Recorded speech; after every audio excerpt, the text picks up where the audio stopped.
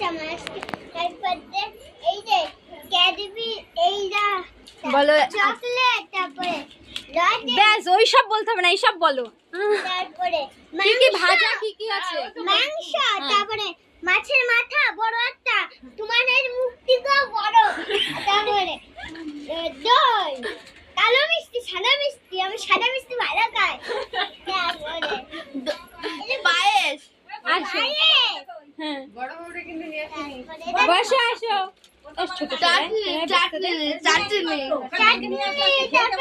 এটা কি মিষ্টি, এটা ওটাও মিষ্টি একটা।